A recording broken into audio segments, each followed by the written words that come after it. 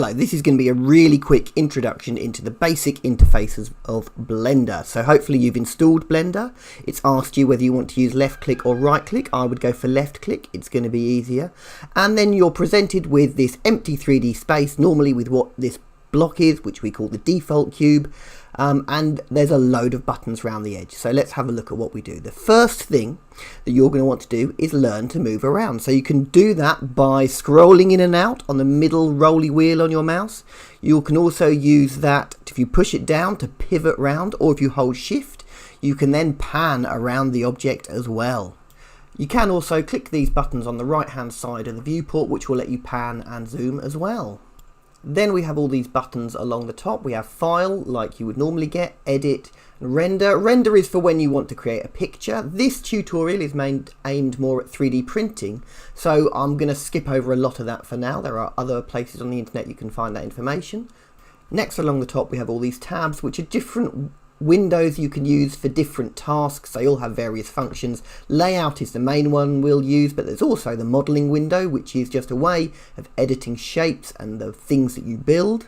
So there's two main ways to create things in Blender. There's what's called modeling, where you grab vertices, the corners, and you move them around and you inset and you move things like that. Or there's sculpting, which is a bit more like where you have a virtual piece of clay and you get these various brushes along the left hand side that have different functions that allow you to create the shape that you want. This is good for organic shapes, faces and people, that sort of thing, whereas modeling is better for what's called hard surfaces, buildings, vehicles, hard stuff, metals, woods, that sort of thing.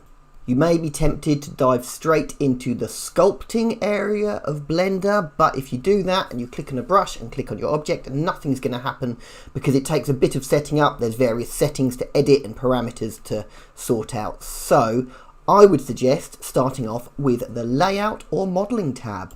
So let's have a look at that. In the modeling tab, you'll see some buttons down the side that let you do various functions like moving the object around, or this one lets you rotate it and you can even scale it. There are hotkeys that let you do this. G for move, which is G for grab really, and S for scale, or R for rotate, which we'll come to later.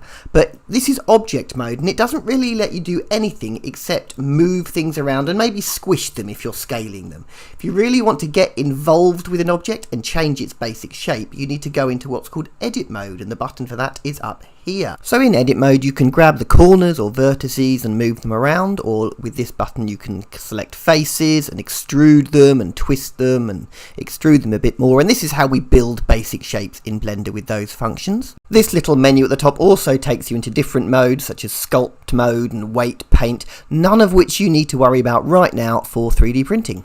On the right hand side we have our scene collection or object collection, and this is really just a list of all the things you have in your scene in Blender, and if you want to select them you can click on them. Then underneath that you have a load of extra settings in little tabs which do a load of stuff. The first two up the top, or second and third, are your render settings for when you're creating a picture. One is your render settings, one's your output settings. They're very closely linked. This little one with the spanner in it is your modifiers, and that lets you add sort of effects to your model to do things like multiplying it or smoothing it off, or a whole heap of stuff, which is really useful and saves a load of time. So that is one to keep an eye on. This one here is the shading tab, and that's really just colouring in. So when you're going to render an object, you want to give it a colour. This is for making pictures or VFX. It's all controlled in this tab here.